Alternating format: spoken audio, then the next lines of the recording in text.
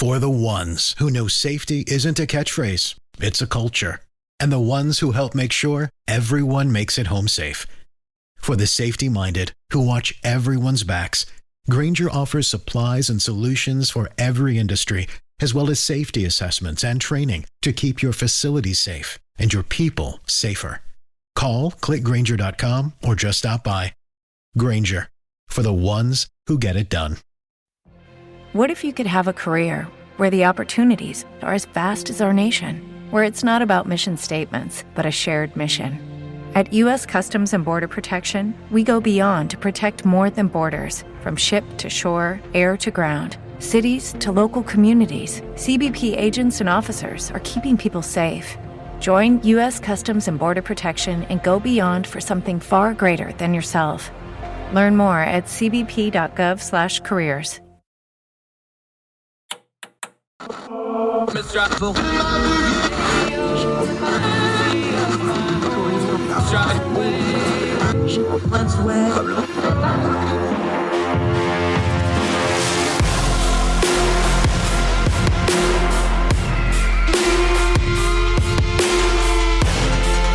your host, Andrew Donaldson. This is Heard Tell.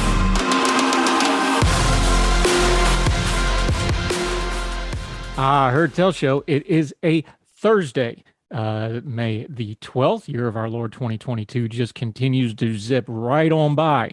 Life comes at you quick. You better pay attention. It goes right past you. You don't even know it, especially on a year moving as fast as this one is. I'm Andrew Donaldson. Thank you so much for joining us on Heard Tell. Got a lot of stuff to do today. We're going to get right to it.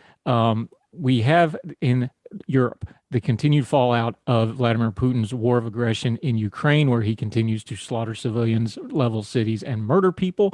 NATO is on the verge of getting bigger. Sweden and Finland, maybe as early as this week. We have some movement over there. We have a big name dignitary visiting both. We're going to cover some of the history of those two countries with Russia, with the old Soviet Union, and with NATO, put into perspective what might be happening, covering the news before it becomes news here on Heard Tell. Also, it's election season. People that have actually been on the program are standing for election. We'll update how they did in their primary. At the end of the show, have an interesting story where there's a tradition in the NFL when the new guys come in. If somebody else has the jersey number you want, you don't get it for free. You got to pay for it. And in this case, a very worthy charity got a whole lot of money for the trouble. We'll talk about that story. And we're going to have a little fun today. We're going to take a break from the politics, talk a little history. Sarah Stook is back on the program. Y'all love her because we get great feedback every time she's on. We've been talking to her about presidential history. We've talked to her about the first ladies. Today, might have to do a little bit of a parental discretion label here. The presidents love lives. Yes, presidents as husbands, as lovers, as all sorts of scoundrelous shenanigans. We're going to talk about all of it. Might not be completely appropriate for the children. We're not going to get too randy with it, as she would say in her British accent, but there's some naughty stuff down in there. We're going to talk about our president's love lives with Sarah Stook, one of our favorite contributors that join us on the program. First, we need to talk about something happening in domestic politics. There's been a new aid package for Ukraine that has been passed through Congress. It tops out at $39.8 billion in aid to Ukraine. Now, let's just pause here for a second. What do we always tell you on this program? Read the bills, or at least go in and search them. They're all available. They're always available on PDF. You can pull them up. You don't have to read every bit of it. You can Control F or Command F if you're one of them cult of fruit apple people, and you can find the parts you want to know about in the bill, or at least read from reliable sources and good reporting on what's in the bill. Don't just react to the bill. What we're seeing a lot of is folks going, oh, well, we're sending $40 billion to Ukraine, and such kid in such place in America doesn't have a fork, or whatever the case may be. That's always the case. I understand the argument. And a lot of folks, especially on the right and some on the left as well, have started to decry the aid we're giving Ukraine. So when this bill passed, quite a few things happened that folks in the media are trying to make some hay out of it as, well, we're sending money there while our bridges are crumbling, or our children are starving, or grandma's wheelchair don't work, or whatever the case may be. Look, it's a political season. That is to be expected. So let's start here. What is actually in this bill? We want to turn down the noise of this bill. What is actually in it? Well, it's $39 billion, roughly 40. Let's round it off. Let's make the numbers easy. In addition to the $6 billion for security assistance to Ukraine, I'm reading from CBS News here, like training and weapons, the legislation includes almost $9 billion to replenish U.S. stocks of equipment sent to the Ukraine and $3.9 billion for mission and intelligence support. That's to get the stuff there and letting them know how to use it once it's there. And this replenishes our stores. People are talking about, well, we're sending them our supplies of pick whatever weapon or equipment you're doing. We've got to replenish those. The bill also provides, from CBS News, $2 million for technical and regulatory support to Ukraine's nuclear regulatory agency. Remember all the hubbub about Chernobyl and the other nuclear plants. The Russians started shelling them. Everybody panicked. There's money in these packages to make sure that those nuclear agencies have what they need to keep everything exactly where it needs to be.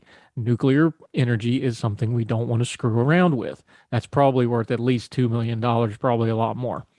And more than $5 billion to address food insecurity because of the conflict. Another $900 million will go towards helping Ukrainian refugees and arrivals with housing and other support. That money is not for refugees coming here, it's important to point out. That's for places like Poland and the EU that are going to be taking them in. The White House hopes the aid will provide sufficient support for Ukraine through September, the end of the fiscal year. The reason that's important, of course, is because that's when all the budgeting stuff comes due, and that's when Congress will convene for the last time before the election, and then we have a new Congress coming in the January. Now, the president also signed a separate bill that will allow the U.S. to lend and lease military equipment to Ukraine, an effort styled after a World War II era program that helped defeat Nazi Germany. A lot of that equipment is basically what we would normally call cold storage. It's stuff from reserve units, old 155 howitzers, old M113 armored personnel carriers, stuff like that we're not using anyway. We will lend lease them to Ukraine. Why am I bringing all this up? Well, because the noise from some folks that are more isolationist and more anti-war and more nationalist in their policies are getting really, really, really loud about the aid we're giving to Ukraine. So let's be really clear here. I don't like war. I don't like war as somebody who has seen war. I don't like it. I hate it. I wish it didn't exist. But I live on planet Earth in the year 2022, and I can read history. War is the commonplace. Peace is the exception, and peace is precious, which means you pick wars that are worthwhile to support and fight. We are not sending our own troops to Ukraine. That's not happening. Everybody calm down. There is no good options in Ukraine because the Ukrainian people are paying a fearful price in both lives, in territory, in destruction, and in treasure for what Russia is doing to them. The best of the least bad options for the United States of America, in my humble but accurate opinion, is for us to give the resources to Ukraine to fight their own battle here with some very select and very purposeful support from the United States and other allies. Now, allies even closer, like Poland, are a lot more involved, but they also share a border and things like this, so they have a right to be, and we will support them in what they do as an ally. But we have a little different agenda here because one, we're far away, and two is we're still the United States of America, dang it, and we're supposed to be the good guys. Putin is inevitably, and in any measure you want to take, the bad guy here.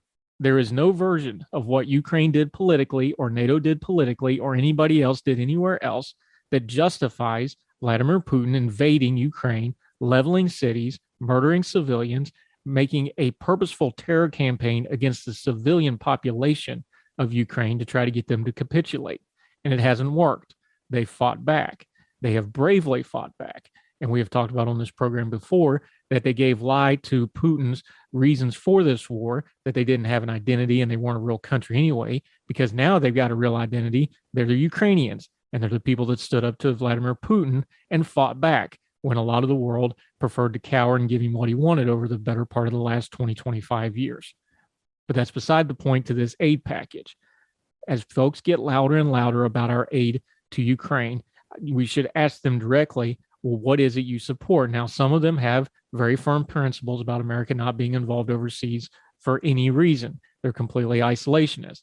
I can respect their opinion, but I disagree with them wholeheartedly.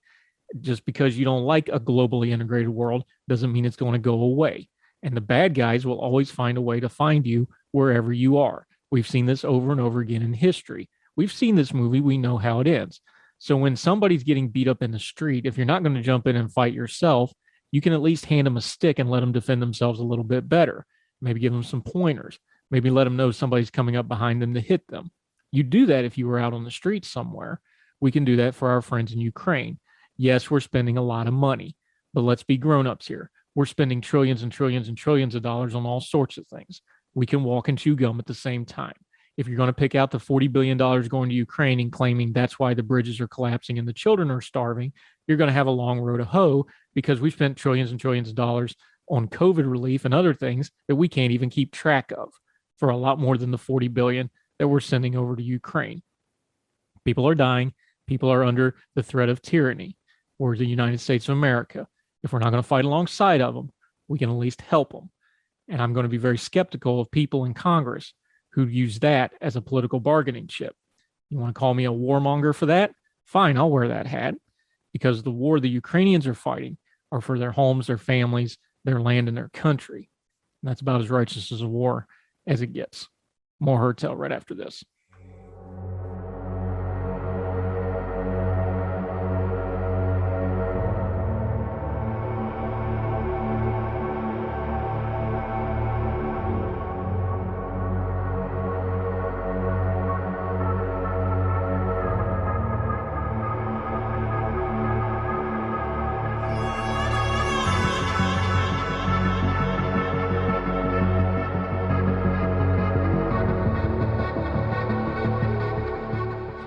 Welcome back to Hertel. Overseas we go. NATO expansion looks like it's in the works. Finland and Sweden, there may be news on both of them in an official capacity, maybe as early as this week. The UK Prime Minister Boris Johnson is visiting both countries, along with other NATO folks reaching out. I wanted to give a little bit of background as this progresses, why this is happening. This is from the AP, part of their story and coverage of this. The shocking scenes playing out in Ukraine and Russia aggression, of course, especially countries like Finland, have a long history with the Russians, going back to the World War II days when the Finns fought them to a standstill out in the woods. So there's a lot of back history here, folks. From the piece, after remaining firmly against membership for decades, public opinion in both countries shifted rapidly this year. Polls show more than 70% of Finns and over 50% of Swedes now favor joining NATO. The shocking scenes playing out made Finns draw the conclusion that, quote, "this could happen to us," said Charlie Salonis-Pastatic, a researcher at the Finnish Institute of International Affairs. I'm sure I butchered that name. I apologize. During the Cold War, Finland stayed away from NATO to avoid provoking the Soviet Union, while Sweden already had a tradition of neutrality dating to the end of the Napoleonic Wars. Both countries built up robust conscription-based armed forces to counter any Soviet threats. Sweden even had a nuclear weapons program, but scrapped it in the 60s. The threat of conflict flared up again, though, in the 80s, when a Soviet submarine ran aground off the coast of southwestern Sweden. Eventually, the sub was tugged back out to sea, ending a tense standoff between Swedish forces and the Russian-Soviet rescue fleet. As Russia's military power declined in the 90s, Finland kept its guard high, while Sweden, considering a conflict with Russia increasingly unlikely, downsized their military and shifted its focus to territorial defense towards peacekeeping missions in faraway conflict zones. They were an ally in some of our things, like in Afghanistan, by the way. Russia's annexation of Crimea prompted the Swedes to reassess that and their security situation. They reintroduced conscription and started rebuilding defensive capabilities, including on the strategically important Baltic Sea island of Gotland. Defense analysts say Finland and Sweden have modern and competent armed forces that would significantly boost NATO's capabilities in Northern Europe and the Baltic. Finnish and Swedish forces train so often with NATO, they are essentially interoperable already. Adding new members typically takes months, but because those decisions need to be ratified by all 30 NATO members, but in the case of Finland and Sweden, the ascension process could be done in a couple of weeks. That's a direct quote, according to NATO officials who briefed reporters on the condition they not be identified on background because no application has been formally made yet. And these are not normal times, he concluded. That's from the AP. A little background history, reporting on the news before it happens, that it looks like Finland and Sweden will officially join NATO very, very soon. An announcement could come as early as within the next few days or weeks. We will continue to cover this and Vladimir Putin's war of aggression into Ukraine continues to have ripple effects of the old allies rejoining themselves to face the new old wickedness of Russia. More Heard Tell right after this.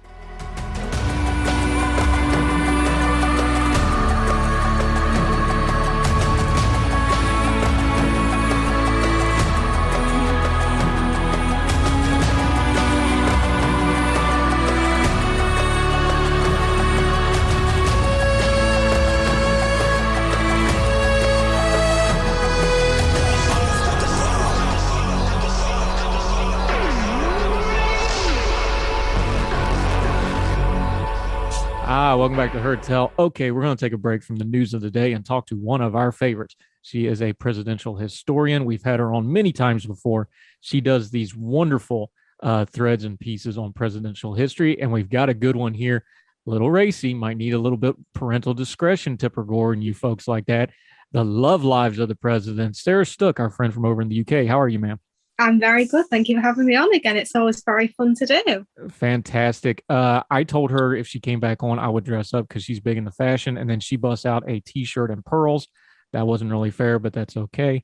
We will deal with it. She writes for the Mallard over yonder. She writes for Elections Daily here. And we love talking to her. Okay. What got you on the love lives of the presidents? You've been doing this First Lady series. Was that just kind of the natural crossover? Like, well, wait a minute, there's obviously relationship stuff here. Well, somebody tweeted about rating the presidents on horniness, and somebody tagged me and said, this is something that you should do. And I said, well, that's a challenge accepted. So I did it. I don't know. Like, normally, if we're talking about the love life of a president or a leader in other parts of the world, it usually means there's a scandal going on because, nice, safe relationships are boring. We don't like talking about them. But that's not really the case with the presidents. There's actually a lot of fascinating stuff. And there's a lot of relationships here that actually kind of affected the course of history in some cases, isn't it? Well, like many men, they're men. It's the power thing. A lot of men and probably women in power do some very naughty things because they think they can get away with it, and power's an aphrodisiac. It's the same throughout history, and it will continue to be so. So it's, not really surprised that there's quite a few presidents who have a bit of a sketchy sort of libido. Let's call it that to be polite. Yeah, we got to be FCC compliant here, so we're going to be using euphemisms a lot. Just prepare yourselves. Lots of double entendres on today's Heard Tell. Okay, let's start with the good news, though. Who were the good husbands? Who were the good presidents? They behaved themselves. They loved their wives. They raised their children, et cetera, et cetera. Let's start with the good ones because I know everybody wants to get to the juicy stuff, but we had some very well-behaved presidents, didn't we? Well, this may be a surprise if you sort of know him well, but Andrew Jackson was an extremely, he wasn't unfaithful, let's put it that way. He did truly love Rachel. He adored her, but he also did get into fights whenever her morality was questioned because they married bigamously because she wasn't divorced from her first husband as she thought she was. So she was, slandered in the press. I mean, at the time, that was terrible. But he loved her. He did truly love her. He never remarried afterwards. He was during the Petticoat affair. He took sides with the Eatons because it was reminded of Rachel. So, he was pretty interesting and a bit horrible in some respects, but his virtue was he did truly love Rachel, and I think that is very nice from a president known for his temper. You put it in a humorous way that he liked his dueling pistols more than he liked women, apparently. Yeah, there's no evidence of extramarital affairs or flings or anything. I think he was more interested in fighting than women.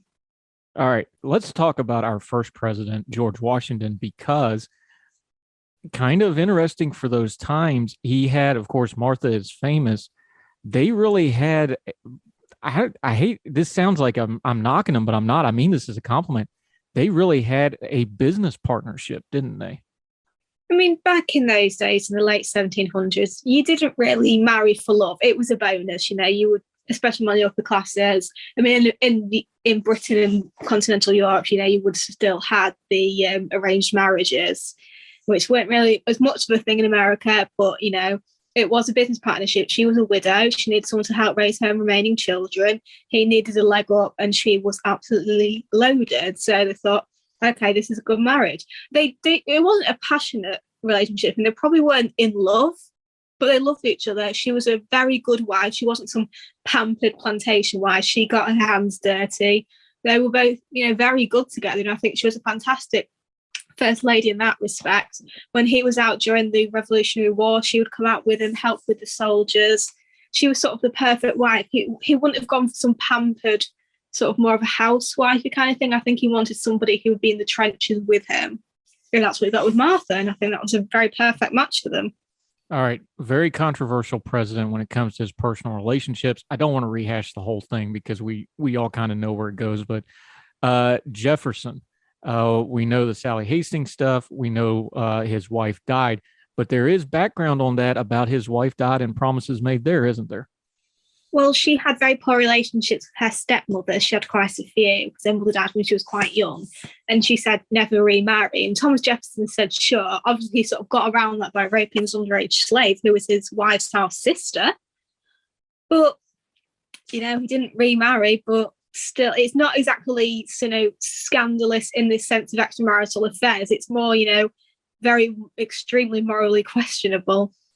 Yeah, you almost need a flow chart for that one, don't you, where it all gets entangled. Yeah.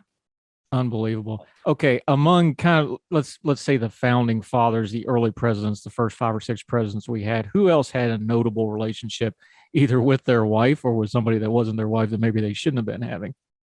Sort of up until, apart from Jefferson, up until like Jackson, they were very, very faithful men. John Adams, Abigail Adams had a nice, famous, loving relationship. When he was in France, he was told he should have a mistress, and he said, "No, I've got Abigail," which is, very sweet. And they had a very long marriage over 50 years, very much in love, very intellectually matched. Madison had Dolly. This again was a business arrangement because she was a poor widow and he needed a wife. But again, they cared for each other, and she was a brilliant hostess.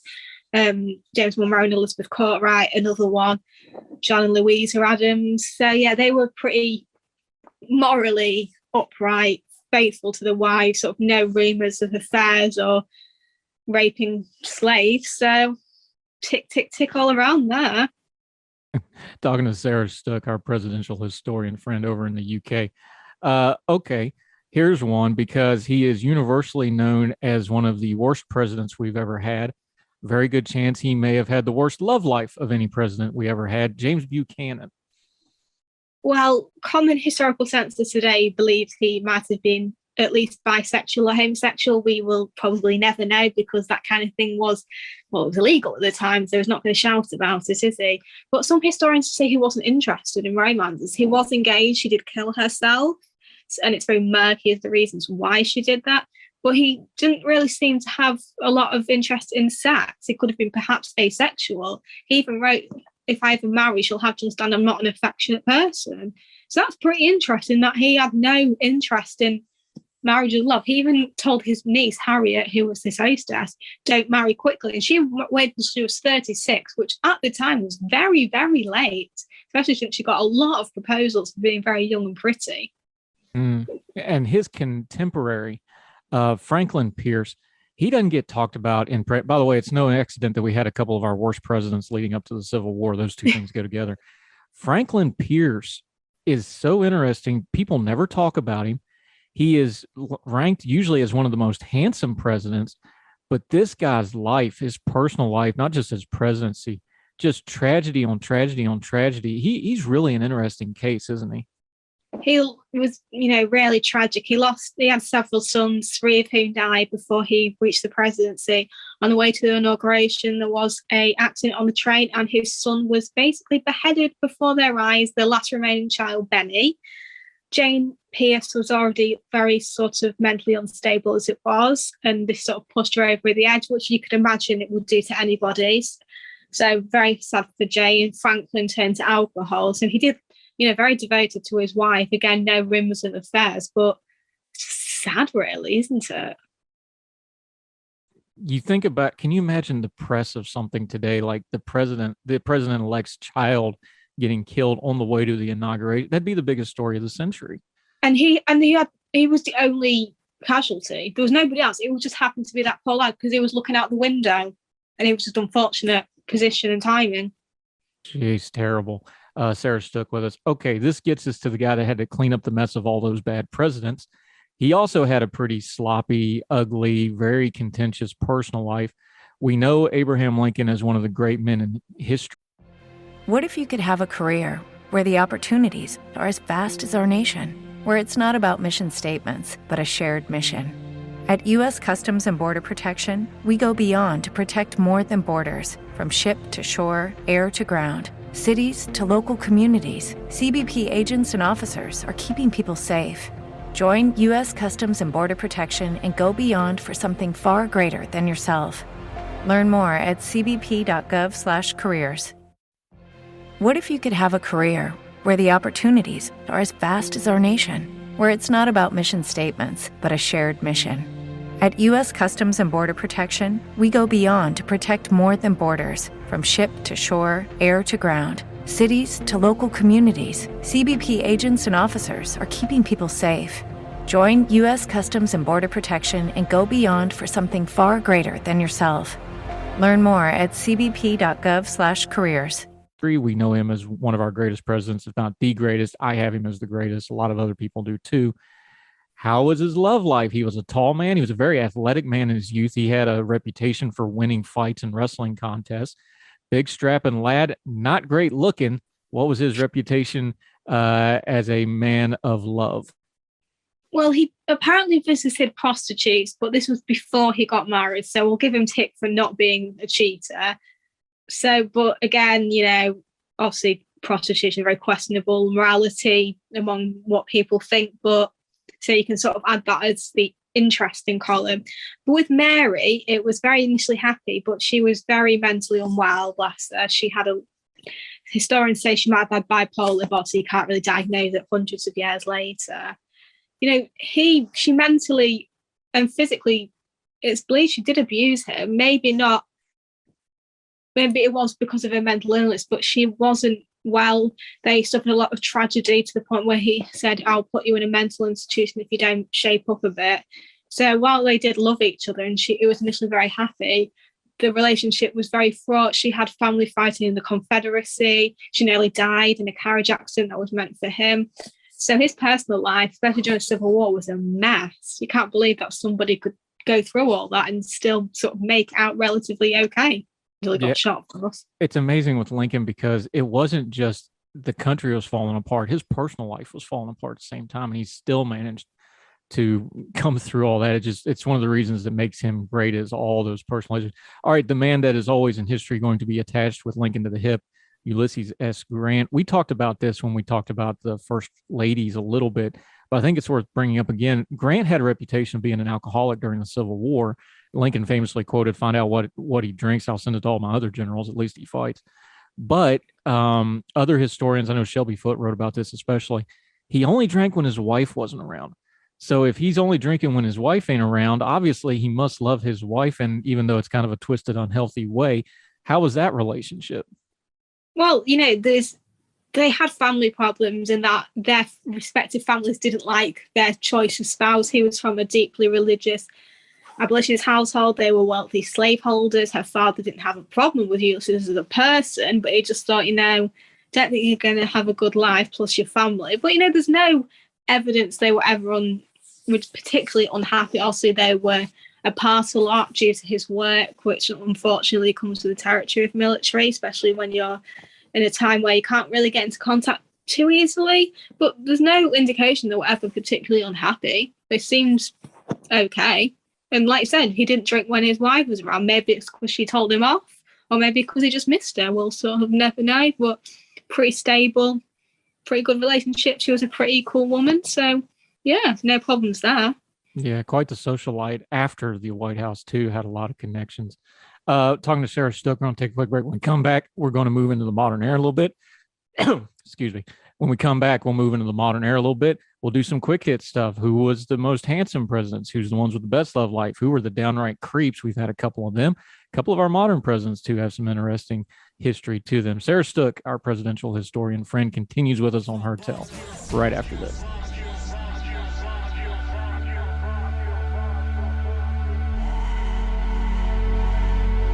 Now let me see you go off like a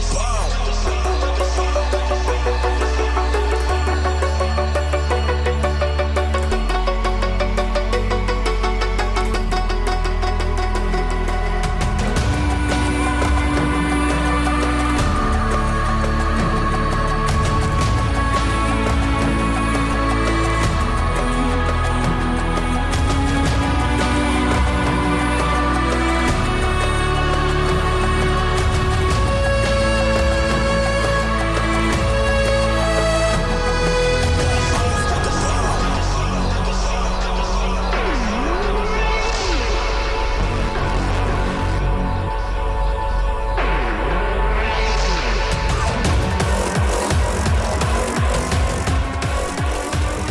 Welcome back to Heard Tell. Sarah Stook again joining us. Okay, we've talked about the good, the bad, and the ugly of some of our earlier presidents. We've had some downright creeps. Creeps the only word for it. What was some of the ones that really stuck out to you of just like, egads, this person probably should have went to prison? Well, Grover Cleveland's apparent love child was apparently conceived via rape. Obviously, it's never been proven. This was on the word of the woman who bore the child, though there was never any concrete evidence that it was his child. So, yeah, should have been in prison there. He just said, I was doing it to protect my married friends. I'm the only one that's not married, so I'd take paternity. But if it's true he raped her, and he did marry a girl he'd raised since childhood. So, yeah, Grover Cleveland was very creepy. I also add to the list from the thread you did on Twitter about this, Warren G. Harding. That dude had a couple screws loose when you start looking at his love life, didn't he? Historians, some believe that Florence, his wife, poisoned him as revenge for his affairs. And I'm not condoning that, but when you read about it, you can kind of see why people think that. She was a really incredible woman. If you read my last article on First Lady, she was absolutely amazing. And she's just thought of as the woman who probably killed her husband. But yeah, he had sex in coat closets. He had matrimonial affairs. He had a baby out of wedlock, which was proven with DNA years later. He was a scoundrel, but it was kept quiet and he was super popular until he died. And everyone realised what a horrible, corrupt person he was, both morally and as president. And just to be clear, we're talking about the cloak closet in the White House, not just like a random one somewhere. And he also nicknamed his manhood, which we won't get into, but that's just the kind of guy you're dealing with. Did the Secret Service really pick up the tab for his child support? Well, they took the child support to the woman. So whether or not they actually picked up the bill, but they did take it. They were the go-between. Unbelievable. Okay. Let's switch gears for a second. Who was very well behaved, maybe too well behaved, as some of our more modern presidents go? Who really towed the line and behaved themselves? I think when we sort of look back now recently, Obama, there's no whiff of adultery or anything. He met his wife in his 30s, so obviously, he late 20s, early 30s. So, he had girlfriends before, nothing improper. Seems very devoted to Michelle. They seem like a very great partnership. And I feel like she would rip into him if he did anything. She seems like a very tough cookie. Good for her. So Obama, both Bushes, there are rumours of affairs. I take it with a pinch of salt, but they both seem very devoted to their wives, which I think, that kind of old family values, kind of like the Adams, I feel they probably had. Yeah. Two presidents who were very, very well respected, but both had affairs. You just mentioned, but Bush the elder had a woman who was his aide that kind of, there's a lot of evidence now that he made sure she traveled with him, and a lot of times there's obviously an affair there. Now, he obviously loved his wife very much by the end, but there was an affair there. But Dwight D. Eisenhower, long-running affair with the woman who was his aide and driver at one point. There's even some evidence that he wanted to get a divorce, and the higher-ups in the military and the government just wouldn't allow him to do it. Kind of surprising. Two folks that are very universally respected, but they had long-term affairs. Again, you can get people who are very morally good, but have, weaknesses, whether it be adultery or alcohol or drugs or anything like that. Eisenhower was separated from his wife for very long. That's no excuse for adultery, but it gives him the option. And yeah, it's never been proven, but it's pretty another likely scenario that he was having an affair with Kay Summersby, who was a lot younger, very pretty, probably very exciting for him. And it rumors that he wanted to divorce Mamie, but the higher ups in the military said that will kill your career. We will kill your career if you get a divorce. But a high-ranking official divorcing his wife for a much younger woman, you could have affairs, but you couldn't divorce. That was sort of the red line there. So he sort of had to toe. But they seem to have quite a good relationship, him and Mamie. But still, a military man away for a long time, you can kind of see that coming from a mile away. Yeah. Okay.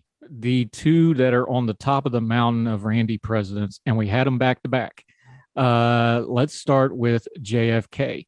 It is pretty legendary at this point. It was well hidden by a very helpful press who managed to not want to talk about it for some odd reason. I guess they didn't like money or attention or press. JFK was just on a whole nother level when it came to being a womanizing president, wasn't he? Well, I had my Jackie shirt on today, funnily enough, but because I feel deeply sorry for my very favourite First Lady. But he was like that from an early age. His father encouraged his sons to be terrible, to be with prostitutes, to be with married women, while his daughters were meant to be chaste and virtuous. If you look at Rose, lobotomized, probably because she likes to flirt, which apparently was not acceptable for a young Kennedy lady. But, Kennedy, he shared a mistress with his father, Gloria Swanson, maybe Marlene Dietrich.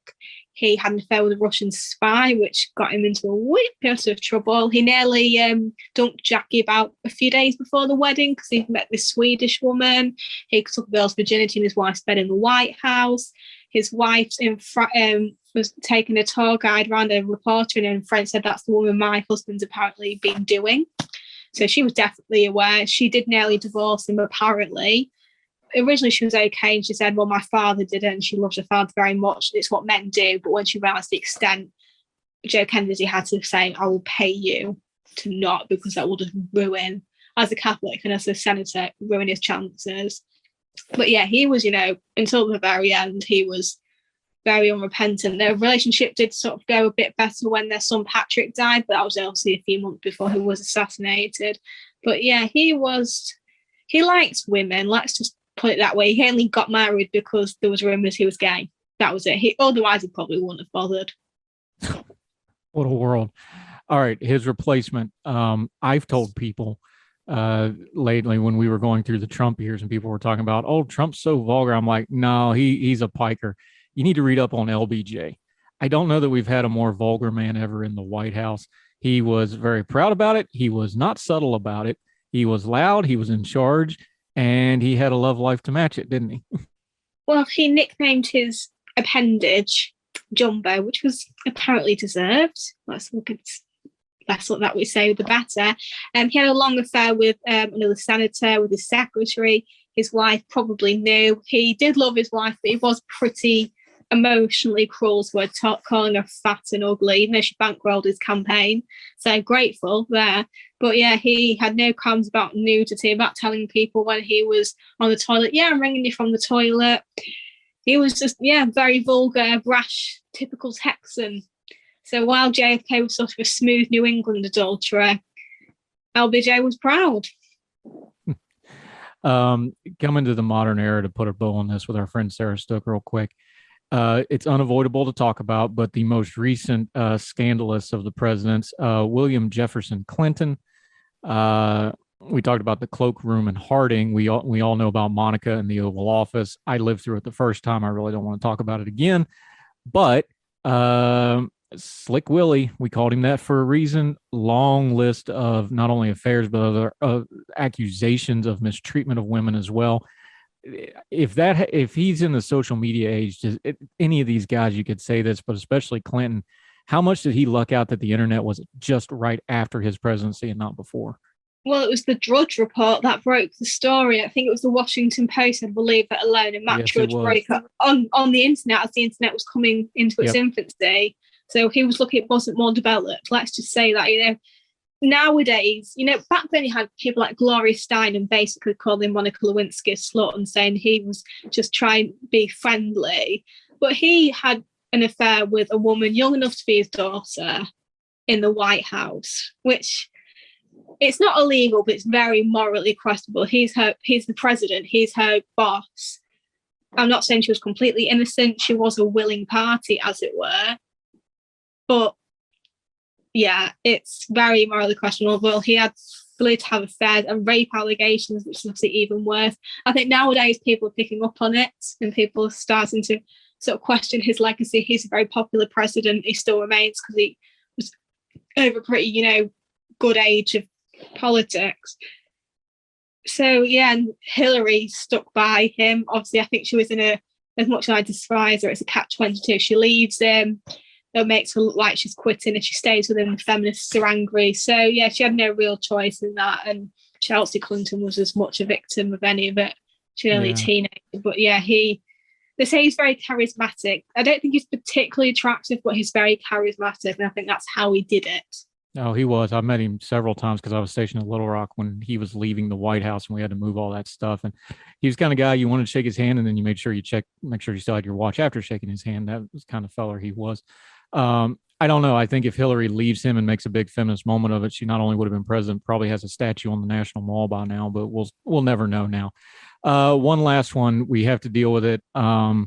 Donald Trump, who was ever bit the problematic that Bill Clinton was, he did deal with it in social media.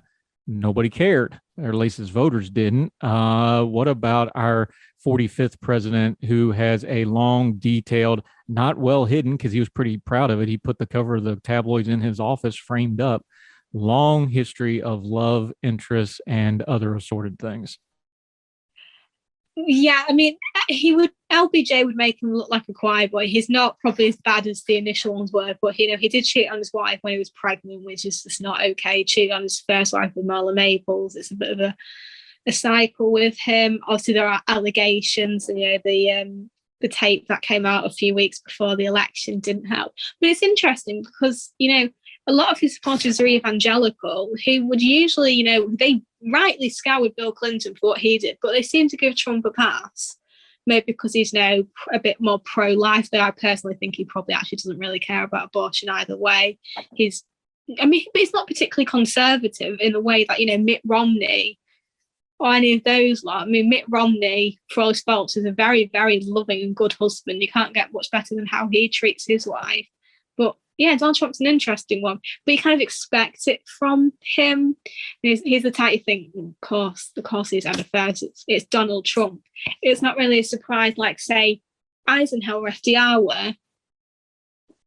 Yeah, I think it's just baked into his brand. But when you're a celebrity, he gets the celebrity rub where the celebrity overshines things other people don't get away with. Sarah Stook, I love doing these little tidbits with you. I'm going to openly lobby, since somebody lobbied you into doing this one. We need to do one about the drinking habits of presidents, which I think would be somewhat interesting. We've had a couple teetotalers. Trump, of all his other faults, you can't get him for that one. He doesn't drink. Well, yeah, his brother died of alcoholism, and it must have really affected him. Maybe do a list of presidents who did and didn't have problems, because we've also had some admitted fall down drunks. George W. Bush was an admitted alcoholic until he got religion, cleaned himself up. We talked about Grant already. That might be a fun one. And then we can talk about, prohibition in the White House and the lemonade pot and all that fun stuff. All the presidential vices, like JFK being high as a kite during Cuban Missile Crisis, which is very worrying. Yeah. Personally, the way some of our presidents behave, I wish a couple of them would smoke a joint once in a while, but that's just my opinion. Sarah Stook, let folks know where they can find you. You've got a great series on the First Ladies. You're up to the modern era First Ladies now at elections-daily.com. Let folks know where they can find your writing and your social media. So Elections Daily, obviously, the next piece will go from Beth Truman to Pat Nixon, then Betty Ford to Hillary, and then the remaining ones. There's about 3 left. Mallard UK did a series on royal mistresses, which is quite fun. I'll be writing about that soon. So you can find me on that. Yeah, speaking of which, saw Charles do the Queen's speech, so I'm sure he'll be on that list somewhere with Camilla Parker Bowles. Sarah Stook, you do great work. We love having you on here. A little bit of history to take a break from the politics of the day. We're going to keep having you back. Talk to you soon, my friend. Thank you. Thank you, ma'am.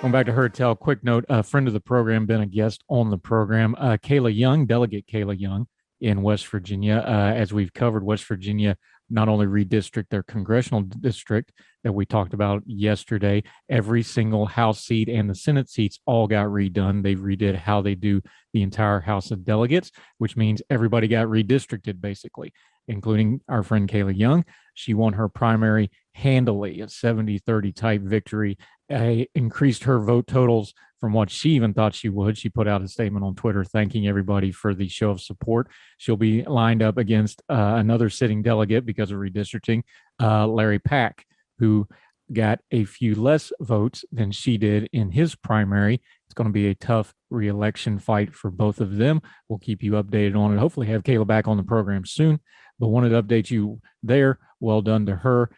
Her story is a great one, although we disagree on a lot of political things. I love stories like her.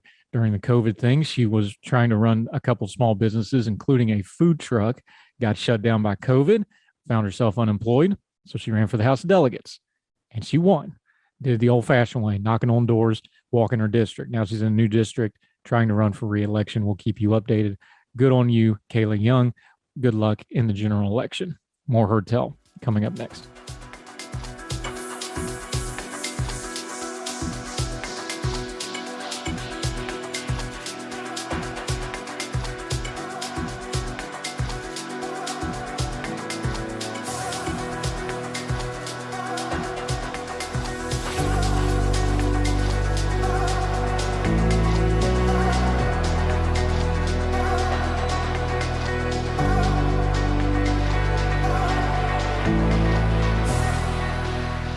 Welcome back to Heard Tell. We always end on a little bit of a lighter note. Some good news, usually something involving charity work, things like this. We got to cover a lot of heavy topics. So let's go to the NFL. First round pick, Kayvon Thibodeau. This is from ESPN. Will be wearing the number 5 with the New York Giants, who drafted him a few weeks ago. The same number he wore as a unanimous All-American before being the 5th overall selection out of the University of Oregon last month. The problem? Veteran kicker Graham Gano already had that number. So in the NFL tradition, he had to cough up for it to the tune of $50,000. It cost him $50,000 to get it from the veteran kicker. The positive for Thibodeau is this money will all be going to charity. The two agreed on donating it to Puppies Behind Bars, which provides service dogs to wounded war veterans and first responders, in addition to explosive detection canines to law enforcement. Gano comes from a military family. His dad served in the Navy for 30 years. I feel like it's where the money that Kayvon was donating would be able to make the largest impact and help the most people. Throughout him giving that money, he told the Giants website, the whole idea behind the number 5 being special to myself and being special to Kayvon will be able to help 5 people get 5 dogs and be able to make an impact in 5 people's lives for the better. Again, it's jersey number 5 that they're arguing over. This is the whole goal behind that, and I'm really excited about it. Thibodeau joked at his introductory news conference that it would take a lot of zeros to get the number from Gano. After all, the former Giants safety Jabril Peppers was unable to pry it away from him previously, who says he wears that number because he has 5 kids who range from 10 to 2 years old. It's funny, you guys just know this is real now. We're talking real numbers, he said with a laugh. When you tell somebody 250, I don't know what 250 means. You forget all the zeros behind it. Things are a lot different now. But yeah, he's a great guy, and we obviously are going to build a good relationship. And I'm really excited to get to work with football, to talk to him about it, and the money's going to charity. Cool story. It's a cool tradition in the NFL. The veterans get the numbers. Doesn't matter how good the new guy is. He's got to pay up, show the respect, and a very, very worthy cause. Working dogs, guide dogs, and explosive finding dogs are invaluable to many people. That'll do it for Heard Tell. Thank you so much for watching and or listening. If you're on the podcast, if you're watching on the YouTube page, make sure you subscribe. That way you don't miss a single thing we do. Heard Tell every weekday, the Good Talk interview segments every afternoon, twice on Sunday recap show, the deep dive podcast. There's 36 of them. Make sure you go through and watch and listen every single one of them, and you won't miss anything coming up. Got some good stuff planned, promise. And it's all because of you folks. You supported us, and we thank you so very, very much. So until we see you again, wherever you and yours are, across the street or around the world, we hope you are well. We hope you are well fed. And we'll talk to you tomorrow for more Heard Tell. All the music on Heard Tell is provided under a Creative Content license from monstercat.com. Somos la máquina.